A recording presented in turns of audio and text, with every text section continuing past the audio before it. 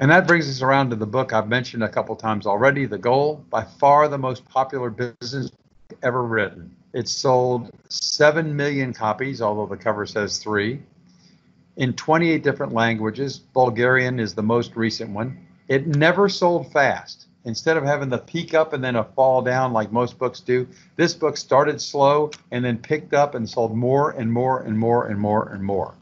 It's the #1 bestseller of business books, and I'm ignoring other books that are really self-help books like Covey's 7 Habits or Who Moved My Cheese or Think and Grow Rich, or those things are all how to improve you, not improve a company. So this is a book about improving a company. And it talks about here, you see on the spine right here, it talks about a process of ongoing improvement is the subtitle. So it's right top, a process of ongoing improvement. He calls that POOGI, P-O-O-G-I, POOGI. That is the basic idea of what the 5 focusing steps forces you through. Not that we're trying to take laps through the 5 focusing steps, because every time the constraint changes, the subordination changes.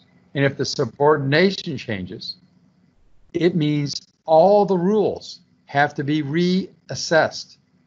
Are the rules still good rules, or do we have to change the rules in the context of this new constraint?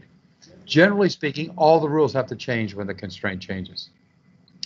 People aren't used to that. This is what inertia gets after. Okay, so let's go on and talk about what Ellie talked about. And this is an interesting thing, that you just need courage. And this is something he wrote. Finally, and importantly, I want to show that we can all be outstanding scientists. The secret of being a good scientist, I believe, lies not in our brain power. We all have enough. We simply need to look at reality and think logically and precisely about what we see. There are 2 ingredients here: the courage to face inconsistencies between what we thought we were going to see and the way things actually are. And by the way, we have something called cognitive dissonance. It's a problem that human beings have. Cognitive dissonance is when you look at what is actually there and you don't see it because it is not the same as what you thought it would be.